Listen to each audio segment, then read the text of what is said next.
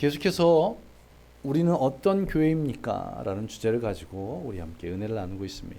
지난주에는 우리 교회가 어떤 교회냐고 사람들이 묻게 되면 우리는 서로가 믿음 안에서 장성한 분량에 이르기까지 서로 기다려줄 줄 아는, 서로 인내할 줄 아는, 서로 오래 참을 줄 아는 그런 교회가 되어야 한다고 말씀을 드렸습니다. 이제 오늘은 사람을 세우기 위해서 서로 용서할 줄 아는 그런 교회, 그런 주제로 함께 은혜를 나누겠습니다. 사람을 세우기 위해서 왜 용서해야 될까요? 우리는 너무나도 마음이 연약하고 또 마음이 좁아서 마음이 한번 상하면 어떻습니까?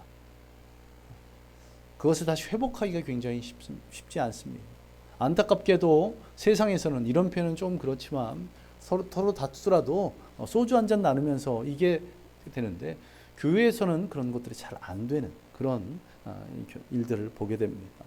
그러하기에 사람을 세우기 위해서 또 우리가 하나 되기 위해서는 서로 용서할 줄 아는 것들이 필요합니다. 그렇다면 용서란 무엇입니까?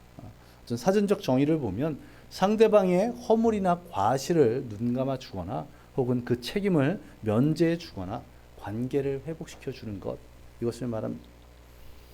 저와 여러분은 우리나라의 역사상 가장 용서를 하지 못하는 그런 시대에 살고 있는지도 모르겠습니다. 제가 조사를 해봤더니 살기가 각박해진 그 요즘 세상에 손해보지 않기 위해서 또 더 나아가서 상대방의 실수를 가지고 자신의 유익, 이득을 얻기 위해서 아주 민감하게 반응하는 이 한국 사회를 보게 되었는데요. 대법원이 발표한 이 사법연감에 의하면 2021년 기준으로 법원에 접수된 소송 사건이 629만 1,467건.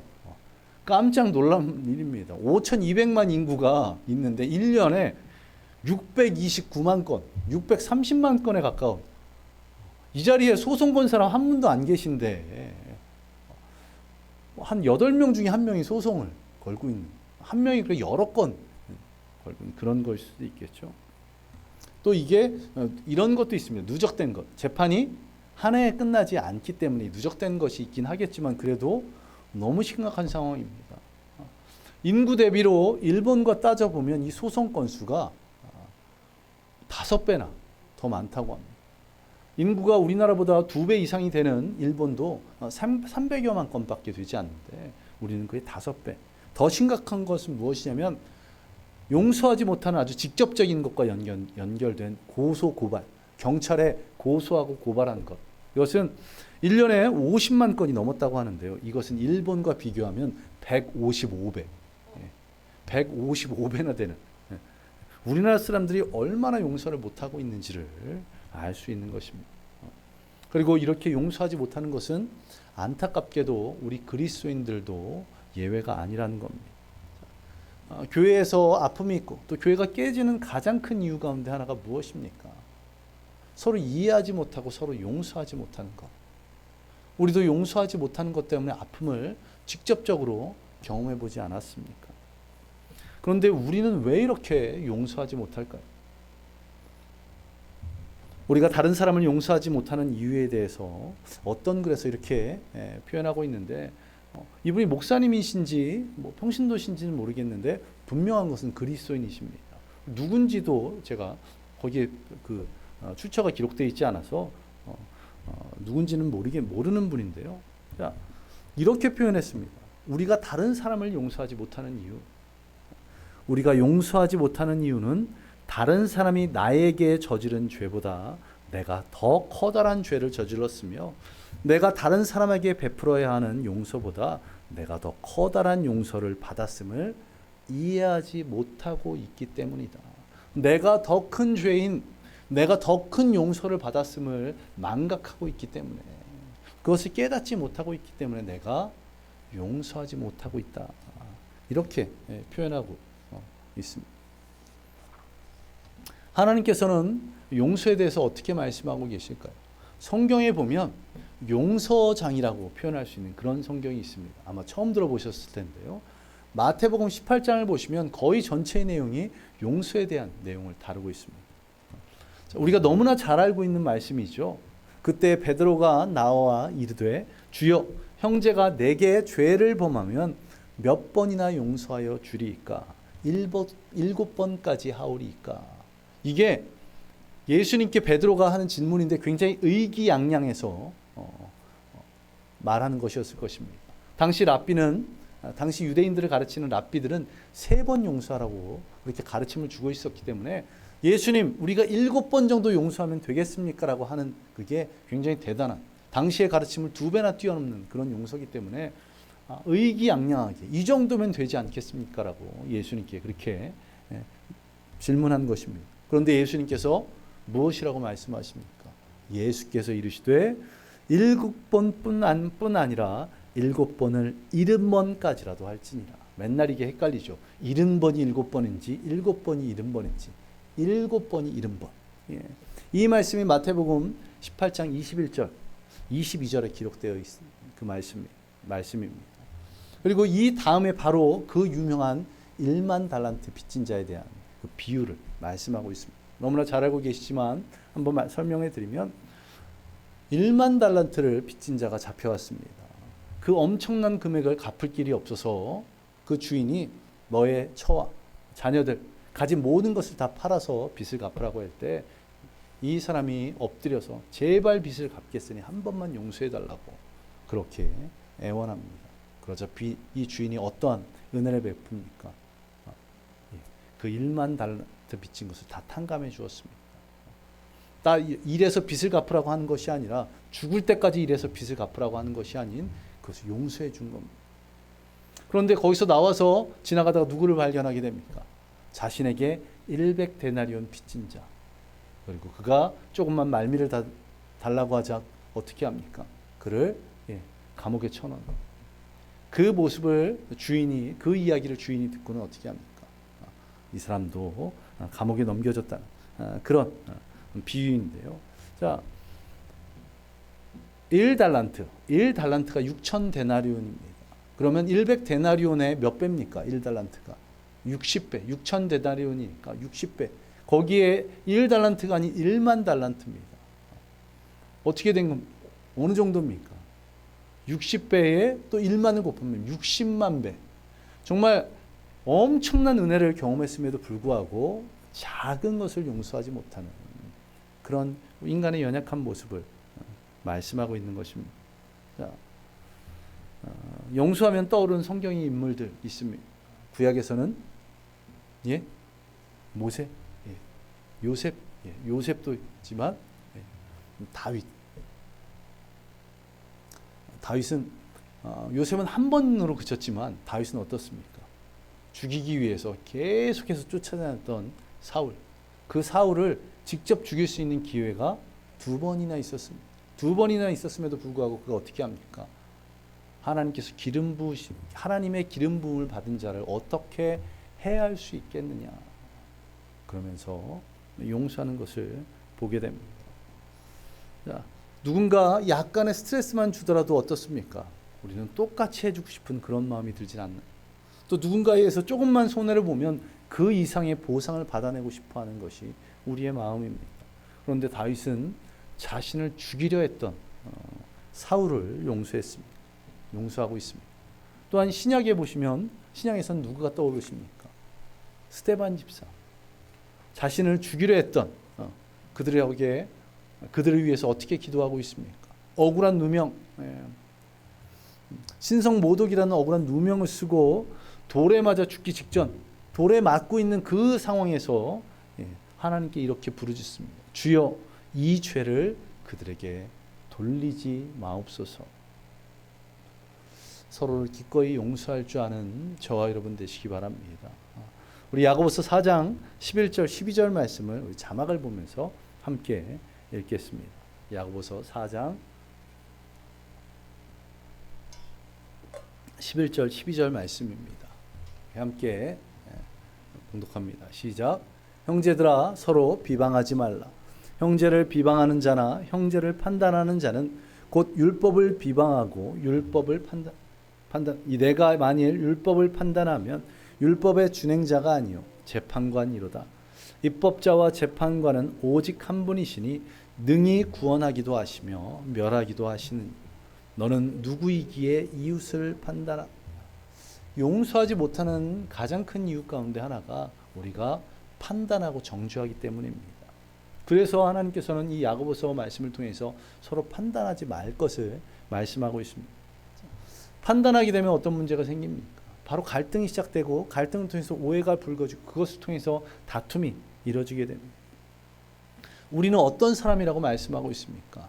하나님의 말씀을 지켜야 될 준행자이지 판단하는 재판관이 아니라고 그렇게 말씀합니다. 그렇다면 판단하는 재판관은 누가 되셔야 합니까? 바로 하나님이 되셔야 한다는 것입니다. 재판관은 오직 하나님이십니다. 판단은 주님께 맡기고 우리가 용서받은 자이기에 용서할 줄 아는 저와 여러분 되시기를 간절히 소망합니다. 이제 오늘 본문 말씀을 보면서 보다 깊이 은혜를 나누도록 하겠습니다. 우리 오늘 본문 말씀을 펴놓고 한번 보시기 바랍니다. 어떻게 말씀하고 있습니까? 서로 친절히 대하며 상냥한 마음을 품고 서로 용서하기를 하나님께서 그리스도로 인하여 너희를 용서하신 것 같이 하라. 오늘 말씀은 그 시작이 서로 친절히 대하며 이렇게 시작하고 있습니다. 하나님께서 용서하기 위해서 친절히 대할 것을 말씀하고 있습니다. 여기서 중요한 것은 서로라는 것입니다. 한쪽이 먼저 믿거나 믿음이 강한 사람이 서로 계속 친절하게 대해주는 그런 것이 아니라 서로가 친절할 것. 자, 그렇다면 누가 먼저 친절해야 될까요? 예, 내가 먼저.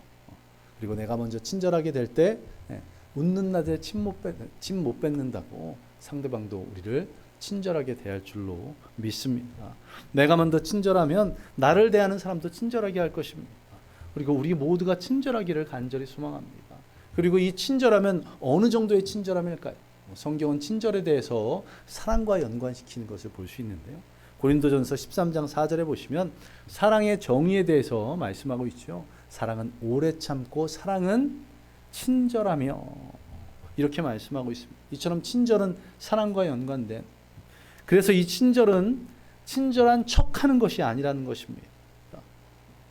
우리가 백화점을 가면 또 호텔을 가면 어떻습니까? 서비스업의 정점이라고 할 수 있는 그곳, 사람들이 우리를 어떻게 대합니까?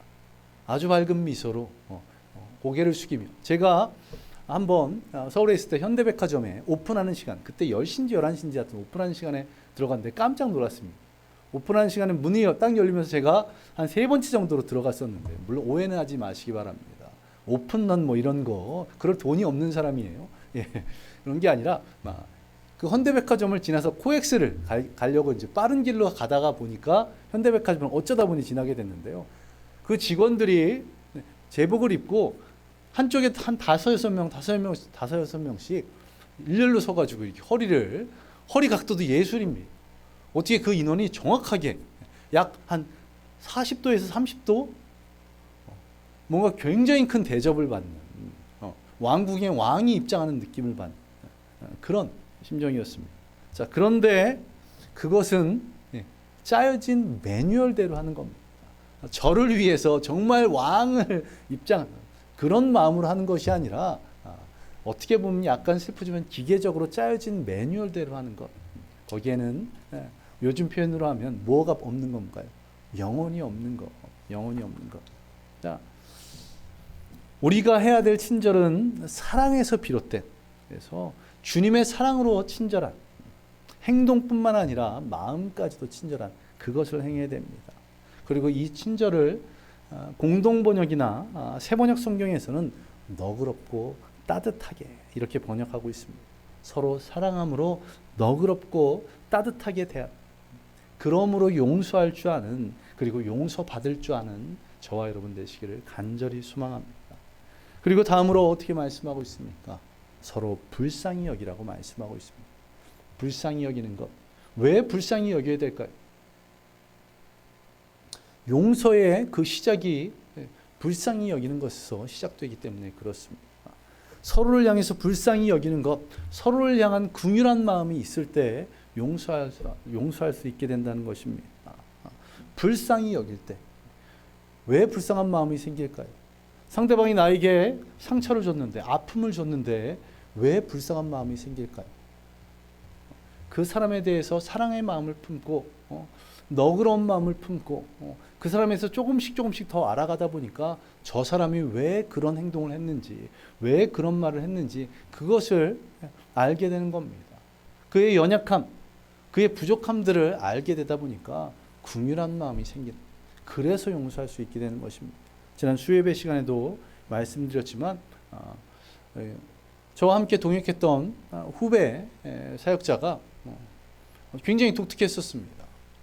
굉장히 좋은 사람인 줄 알았는데 같이 사역을 해보니까, 학교에서는 저랑도 굉장히 친밀했었거든요. 근데 사역을 같이 하다 보면 의견에 충돌이 있을 수 있지 않습니까? 또 하다 보면 실수하고 부족한 모습들이 있을 수 있습니다. 근데 놀라운 게 이 후배 사역자가 본인이 실수하고 오히려 본인이 화를 내는 그런 겁니다. 저는 그런 사람을 처음 만났습니다. 본인이 잘못해놓고 본인이 오히려 저한테 화를 내는 겁니다. 이게 뭔가 이런 생각이 들죠. 또 저보다 후배, 저는 그 교회가 모교회, 그런데 어느 날은 그때도 저도 20대의 혈기왕성한 때였기 때문에 저기 교회 으슥한 데로 한번 살짝 데려가서 아주 긴밀한 상담을 할까 하는 그런 마음이 생길 정도로 한 번, 두 번, 세 번 이렇게 되니까 저도 굉장히 힘들더라고요. 그런데 감사하게도 제가 분노하지 않고 상대방에 대해서 그것을 지적하지 않고 시간이 조금 흐르면서 이 후배 사역자에 대한 배경을 알게 된 겁니다. 같이 사역하면서 이런저런 대화를 하다 보니까 무엇을 발견하게 됐냐면 이 후배 사역자가 어린 시절 상처가 컸던 겁니다. 특별히 어머니한테 너무 많이 혼이 났던 겁니다. 그러다 보니까 어린 시절부터 자신을 보호하기 위해서 방어 기제가 계속, 그래서 자신이 뭔가를 잘못하면 누군가에게 그것을 지적당하거나 혼나지 않기 위해서 벌컥 자신이 먼저 화를 내는, 어떻게 보면 되게 안타까운 이런 겁니다. 바로. 그의 상황을 더 잘 알게 되고 사랑의 마음으로 지켜보다가 그런 것들을 깨닫게 되니까 불쌍한 마음이 생겨서 용서하게 되는. 지금도 이제 서로 같은 목회자가 되어서 좋은 관계를 맺고 있습니다. 근데 만약 제가 그때 이런 버릇없는 후배야 하면서 손찌검을 했거나 아니면 쌍욕을 퍼부었다면 어떻게 했을까요? 관계가 다 깨어지겠죠. 이처럼 불쌍히 여길 때 용서할 수 있기에 불쌍히 여기라고. 또 우리는 왜 불쌍히 여김을 받을 수 있습니까? 모두 다 지옥 갈 수밖에 없는 죄인이기에 우리는 불쌍히 여김을 받아야 합니다. 더 부족한 부분들이 있습니다. 이 자리에 계신 분들 가운데 완벽한 분들 계신가요?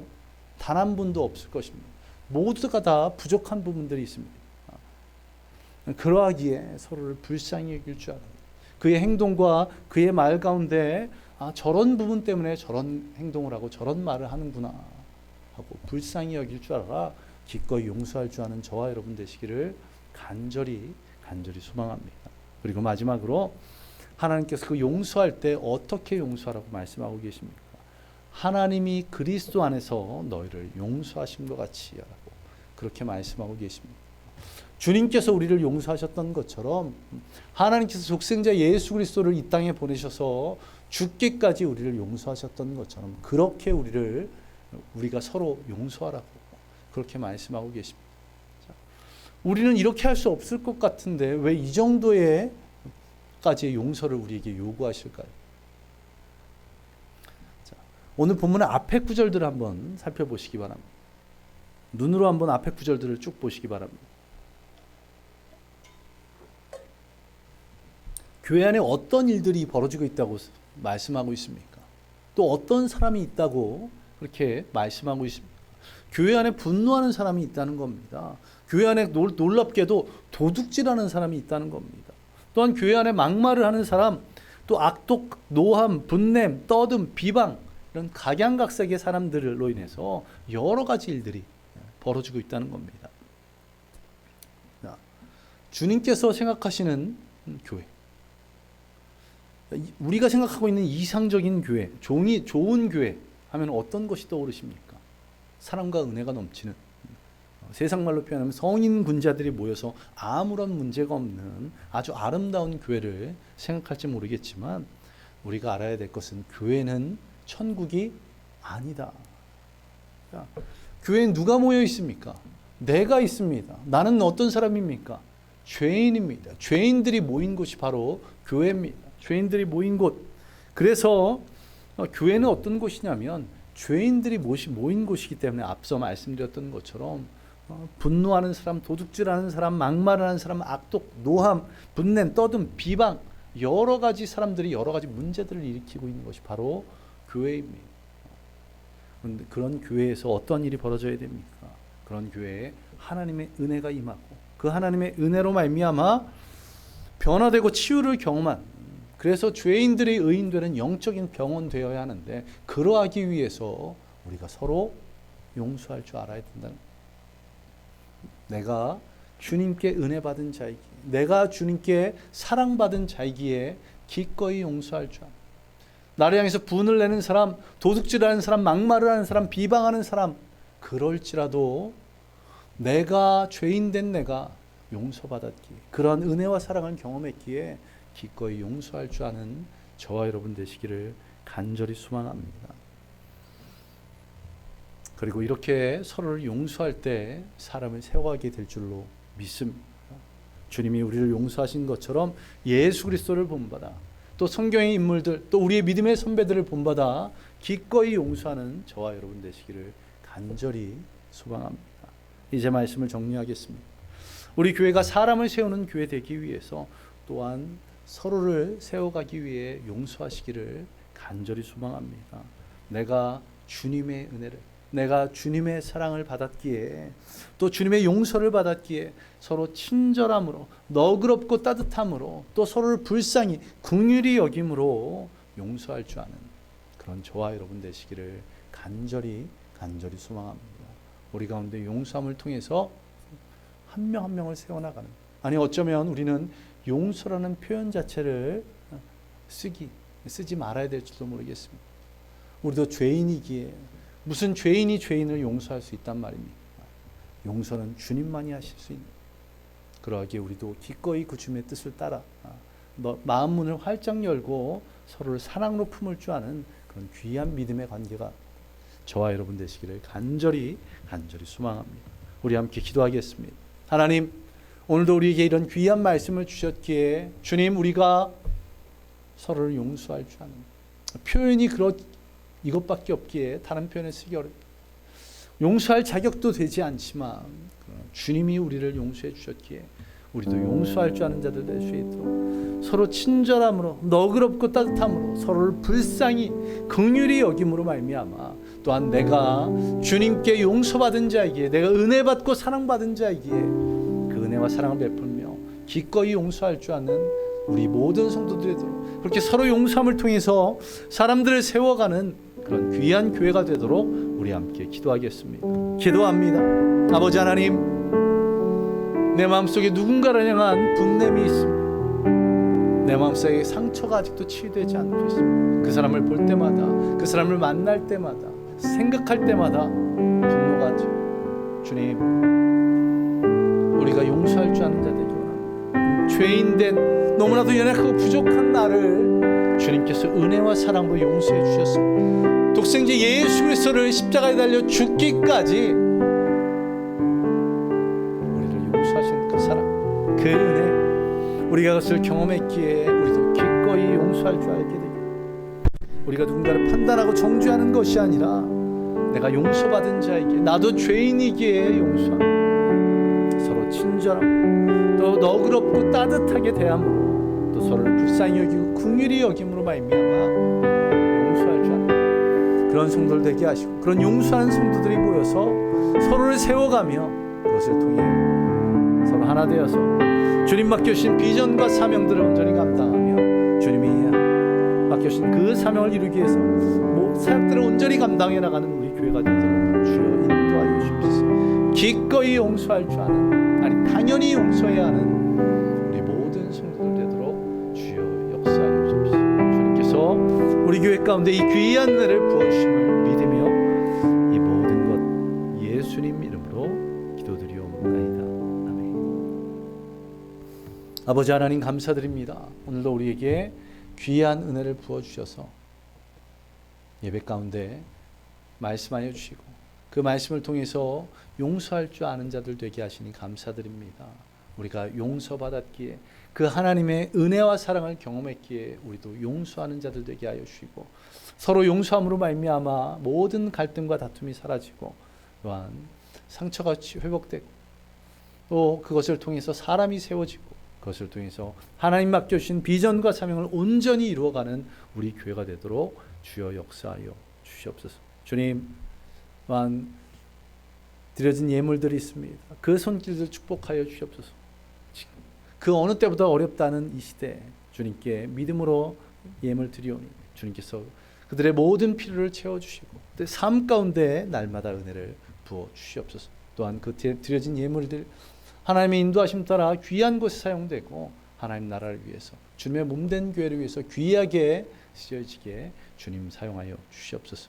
주님께서 우리 예배를 기뻐 받아주시고 이 한 주간의 삶 가운데 날마다 은혜를 부어주심을 믿으며 예수님 이름으로 기도드렸습니다. 아멘. 이제는 우리 주 예수 그리스도의 은혜와 무한하신 하나님의 사랑하심과 성령님의 함께하심과 충만하심 서로 용서하기로 작정한 모든 성도들 머리 위에 임하기를 예수 그리스도의 이름으로 간절히 축원하옵나이다. 아멘.